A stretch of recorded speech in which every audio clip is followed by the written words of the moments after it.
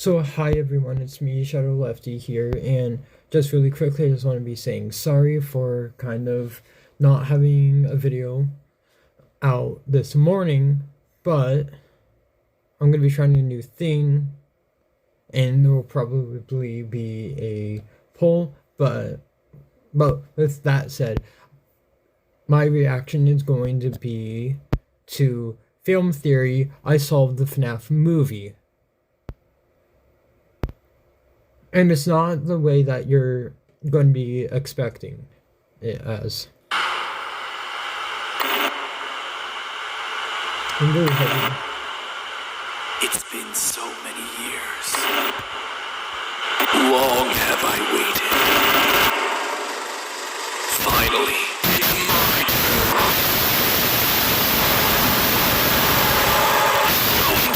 Welcome to Film Theory, the show that always knew that this day was coming. It's been over 8 years, but finally the Five Nights at Freddy's live-action feature film is set to hit the silver screen in a little over a month. And you know what that means. It means that nowhere is safe anymore from FNaF theories. Don't believe me? There's a FNaF cookbook releasing in October. A FNaF cookbook coming for your next food theory. And all we need is a FNaF fashion line that's infected all of us.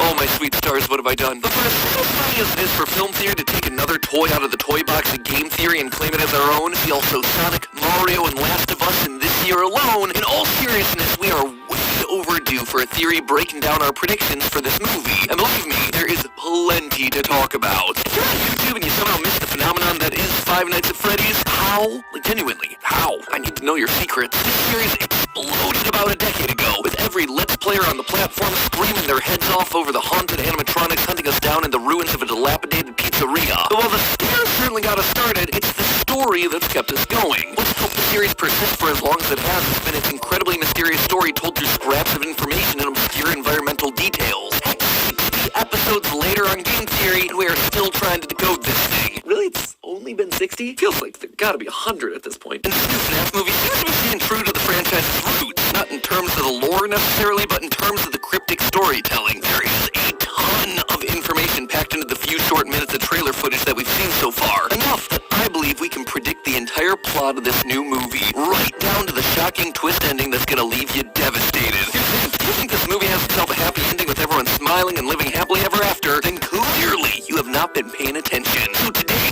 Film Theory does what Game Theory's never been able to do: solve this franchise. And we're gonna do it before the movie even releases. Keep your eyes on your monitors, loyal theorists. We're going in. So I think a good place to start with our prediction here is sort of laying out what we think the movie's trying to do with FNaF as a franchise. Just from watching these trailers, I think it's clear that this movie does not take place in the universe of the games. Why? This thing. I have played, watched, and read every last scrap of information this franchise has put out, and this is unlike anything we've ever seen before. Clearly, it's a murder weapon, and clearly it was made by the franchise's big bad, but why, what, and how is still a complete mystery. My best guess, and again, this one's a guess, is that it's a remnant extractor. A way to ensure murder victims have the most traumatic, awful death possible, so the agony they experience can be harvested to help create creatures with eternal life. If none of that meant anything to you, strap in, El Chippo. You're in for a crash course. At the end of this thing, you're going to be talking about Fazgoo with the confidence of a pro. Looking at the trailers and IMDb, we know that this is going to be the story of Mike Schmidt, the security guard from FNaF 1, but things are different this time around. Well, this certainly appears to take place in the 1990s like the original FNaF game, considering everyone's using old-school wired telephones, there are no modern cars, and all the monitors are old CRTs. They're also bringing in characters who clearly reference later parts of the franchise, specifically Vanessa from Security Breach, a blonde security guard in the game who here appears as a blonde police officer. What I think is going on here from a meta perspective is that the movie's taken a bunch of stories from the game franchise and simplifying them for a general film audience, while trying to keep the most iconic aspects of the games intact. Plus, they're going to be combining ideas and characters from different eras of the franchise to get as many recognizable aspects of FNaF into one film as possible. That's why we see the story from the original FNaF interacting with someone new from Security Breach, and then you have a girl named Abby mixed in there whose name is literally an anagram of a baby, all fighting against an unbroken version of Springtrap. That right there, that is the filmmakers trying to bridge the gap between the different eras of FNaF and bring in as many fans as they can. The OGs from 2014, the new fans from Security Breach, and also your average Joes who can't tell a Fred Bear from a Ned Bear, let alone a glam rock from a rock star. Oh, you have so much to learn. So all in all, think of this movie as something that's gonna wipe the slate clean and start fresh, referencing moments and key characters from the game's books, but not being beholden to them. Because, you know, that's not a confusing route to go at all. That said, let's just hope they don't stray too far from the games. Case in point, this detail right here. During a spoopy, scary moment in the trailer, Nebraska is spelled out very clearly on a poster in very large, very bold letters right next to the main character's head. This was an intentional decision definitely put into the trailers to keep us talking. This means something. Now, the general consensus is that the FNaF games normally take place in Utah. Multiple spin-off book series have made that detail quite clear. Could it be then that they've moved the setting to Nebraska for some reason? Maybe, but I don't think so. It'd be weird to just have a state poster of the state that you're currently in right above your security desk. My guess is that this poster was put here intentionally by Mike. It's important to him for some reason. My best guess is that it's hashtag goals, an aspirational place to go to help him get out of his current situation. Because on the face of it, things don't seem to be going all that great for him. It looks to me like Mike and his family have fallen on some hard times. First off, we don't see his parents in these trailers at all. So Mike's father has been cast. I'm gonna guess that he's only here for a flashback scene, considering he doesn't look too much older than Mike's actor Josh Hutcherson. Additionally, we see that Mike and his little sister Abby are living in a small house with an average car, and Mike is looking for any job that he can get. I was just calling to see if that job that you offered was still available. I will take anything. We later see Mike bringing Abby along with him while he's working, implying that this is probably their only option. They can't afford a babysitter, and if there were parents at home to take care of Abby, why would he be bringing her to his night shift job? So Nebraska might be a symbolic place of freedom for Mike, a place to escape and finally be free. More or less, though, I believe that the setup for the backstory of the FNaF movie is going to align with that of the first game. Freddy Fazbear's Pizzeria was a popular arcade and food chain represented by its 4 iconic mascots: Foxy,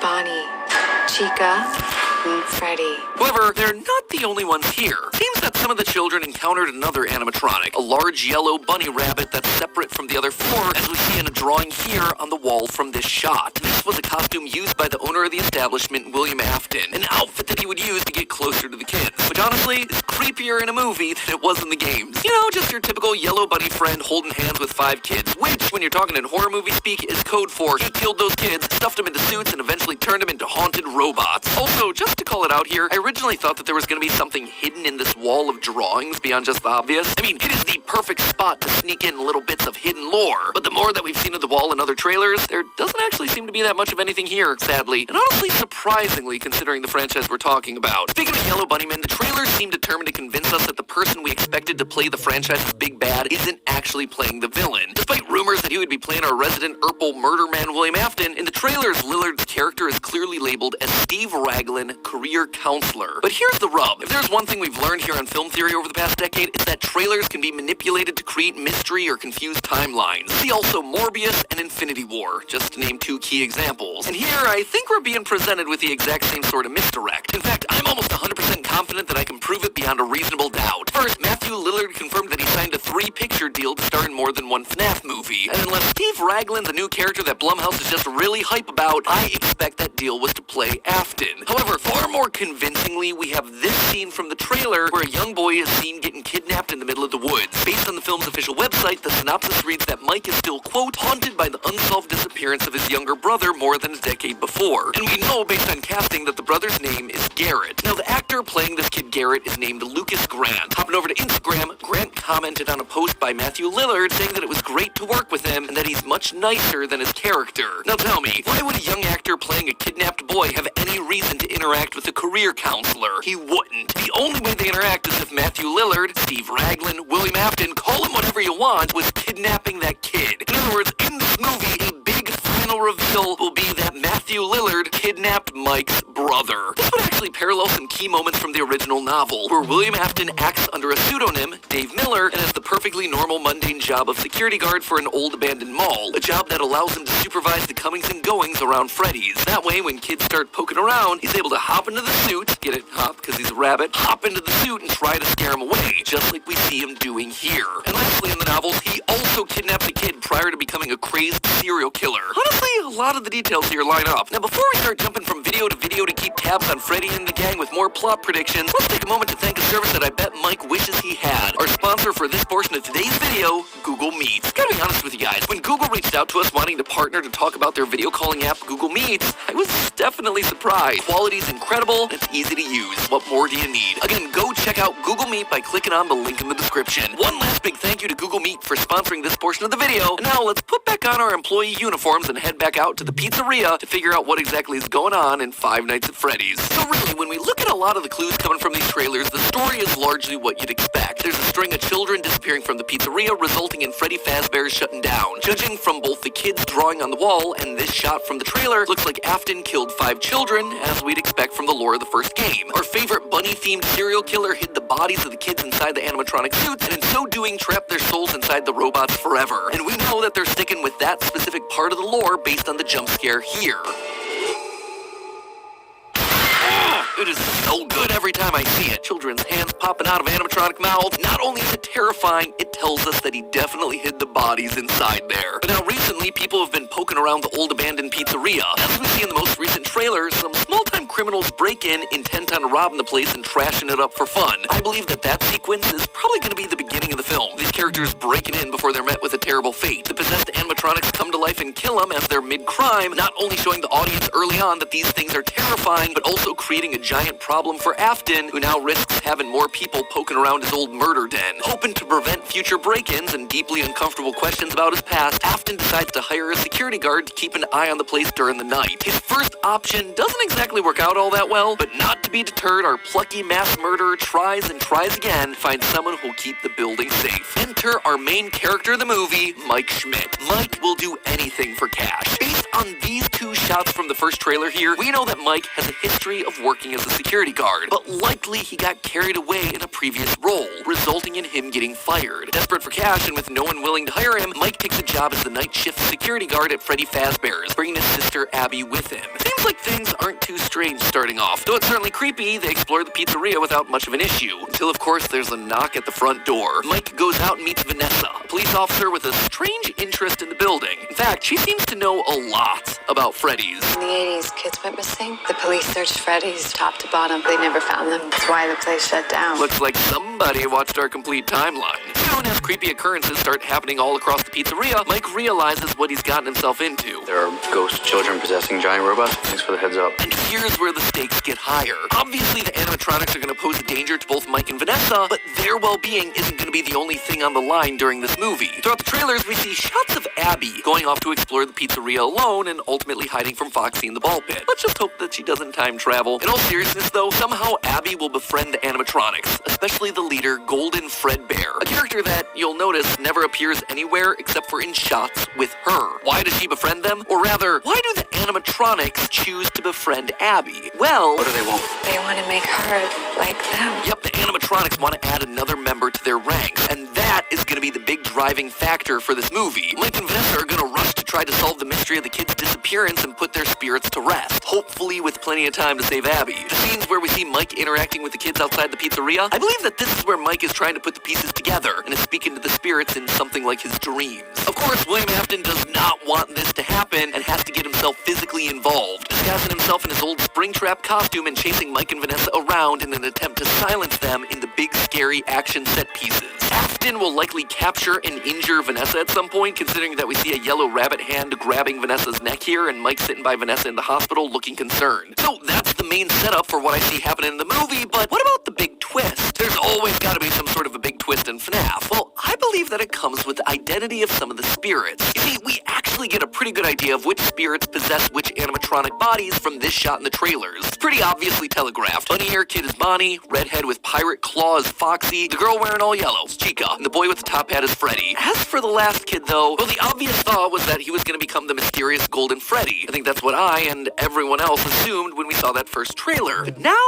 I'm not so sure. The fact that this 5th child in the shot shot doesn't have a characteristic explicitly linking him to an animatronic has to be intentional, and I believe that it was the filmmakers keeping things ambiguous so we wouldn't guess their twist. I suspect that the fifth kid here isn't Golden Freddy. Instead, I think it might be the Cupcake. Yeah, I know, I get it. It sounds ridiculous, but hear me out on this one. In the latest trailer, we clearly see Cupcake moving around independently and attacking someone without Chica's help. My initial gut thought to this? Well, that's kind of stupid, to be honest. Like, does Chica's soul transfer down into the Cupcake alone for remote attacks, leaving Chica soulless for a while now? Or can a spirit divide itself and act on different parts of the character at different times? You know what? I'm not sure. I don't have a good answer for it, but I do think that this would open up an incredibly dark and compelling twist on Golden Freddy. Remember, these 5 kids who disappeared at Freddy Fazbear's in the shot aren't the only kids that have gone missing in this story. We still have ourselves Mike's missing brother Garrett, who we talked about earlier as the kid in the back of the car, likely being carted away by old Billy Afton up in front. I mean, in this franchise, it would be shocking if someone kidnapping a child wasn't William Afton. Anyway, why do I think that this is actually the moment that we see Mike's brother get kidnapped? Well, again, we turn to actor Lucas Grant and Instagram, where we see this post of him hanging out with another child actor named Wyatt Parker. Parker even calls Grant his best bro, an interesting choice of words considering that Parker was cast in the film as young Mike. 2 twin brothers, one who gets kidnapped. Almost a one-for-one replica of what we see happen in the Silver Eyes novel. So let me ask you, what if Mike's brother is Golden Freddy, separate from the tragedy at the pizzeria? We can assume that Mike's brother was kidnapped in one of the earlier parts of the timeline, a time when Golden Freddy would still be in use. And in the games, we've long theorized that Mike Schmidt is in fact Mike Afton, son of William Afton. This would also mean that his little brother was the crying child who was killed and became one of the spirits that possessed Golden Freddy. Given the fact that Mike's father's been cast and is distinctly not being played by Matthew Lillard, I don't think that's the exact direction that they're taking for the movie, but taking the core of that story, keeping Mike's brother as Golden Freddy, well, that would fit with both the timeline and serve as a devastating twist to the casual audience. It would also explain why Abby is spending so much time with Golden Freddy in the trailers. It's her spending time with a brother that she never got to know, whether she realizes it or not. It could also explain why Golden Freddy retains blue eyes when all the other animatronics have red ones. The circumstances of his possession are just a little bit different, and he's interacting with a family member. So Afton attacks Mike and Vanessa for getting too close to his secrets, and despite fighting back, they ultimately lose. As they're about to die, Abby is able to win over the animatronics and use them to fight back against Afton, saving them all. You'll notice one of the oddities of the trailer is the design of Springtrap. It is different from what we see in the games. It's cleaner and it's more put together. It has not gone through all the rotten decay that we'd expect from this character. I believe that's exactly how it ends. Mike, Abby, Vanessa, and the animatronics defeat Afton by trapping him in the walls. Tying a bow on the end of this movie, while still leaving him in a position to turn into the decayed, rotten corpse that we all know and love for the eventual sequel. However, all things can't end happily here. I believe there's a good chance that the animatronics are gonna wind up getting what they want out of Abby in the end. Her name is an anagram of baby, after all, an animatronic that first appeared in FNAF's sister location. The team celebrates the defeat of Afton, only for Abby to accidentally stumble into a clown outfit, or maybe get put there by a vengeful Golden Freddy, giving us our villain and the problem to solve in the eventual second movie, saving the girl from her eternal, ceaseless torment. Or maybe that ceaseless torment is just meant for me, who is now tasked with trying to solve the timeline of this franchise across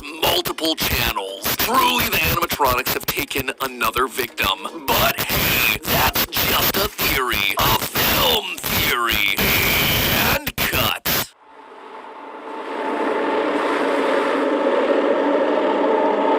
Okay, so yeah, I'm going to be stopping it there, and I'm just going to be saying there's quite a bit with a whole lot of kind of the theories. I do agree, and I guess since the video is basically over, if you enjoyed my reaction to film theories, I saw the FNaF movie. If you want to be seeing me do more reactions to film theories or even to game theory, that I'm even kind of thinking about doing a full-on reaction to from the very beginning of the game theory, or I guess FNaF theories. I would really love to be doing that from the very beginning until kind of this point. And if you enjoyed it, please, by chance, if you haven't already, hit that subscribe button, and I will see you all in the next video.